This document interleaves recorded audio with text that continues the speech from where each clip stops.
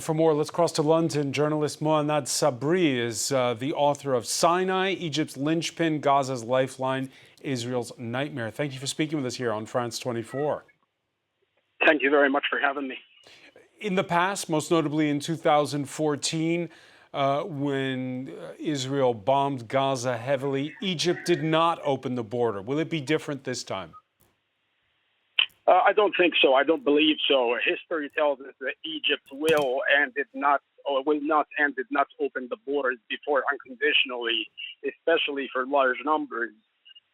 In this current situation, what we're talking about is also an escalation from Israel threatening Egypt to bomb any humanitarian convoys that cross the Rafah border crossing without coordination and without allowance from the Israeli military. This has basically created a deadlock where Egypt, the president yesterday, President Sisi, announced that he will not accept the Palestinian refugees under any conditions. And this is simply the deadlock that we're talking about. And there's a consensus in Egypt pretty much on that. This situation is two-pronged here. We're talking about either refugees or humanitarian assistance. Humanitarian assistance, Egypt has received convoys from Jordan, from Turkey, and from other countries today that have landed in North Sinai, right beside the Rafah border, which is closed by the force of firepower.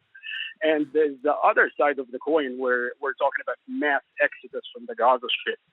The Egyptian people are sympathetic, but imposing a situation of forcing another population to break into the border and come into the Egyptian land is a very sensitive and very debated and volatile conversation. So yes, there are different opinions. Egypt is a very dictatorial state, so we cannot assess how many agree and how many disagree. But again, it tells us about the deadlock situation that we have here. Finally, Mohannad, we were listening earlier to the U.S. Secretary of State in Qatar after being in Jordan earlier in the day. He'll be traveling to Cairo.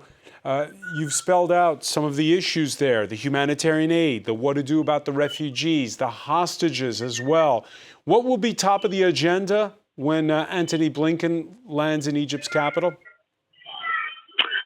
Egypt is in a very tough situation. Egypt has enjoyed an unprecedented relationship with Israel over the past 10 years.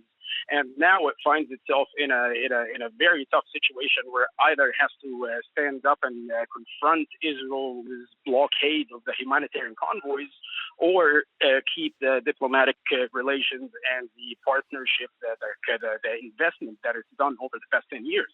So, of course, all of those issues that we're discussing here are going to be discussed and have been discussed over the past days between U.S. and Egyptian officials.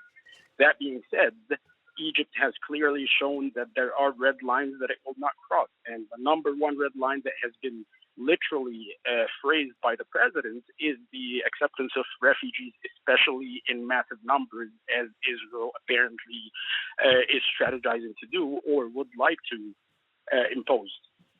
I want to thank you so much for joining us from London, Mohannad Sabry, here on France 24.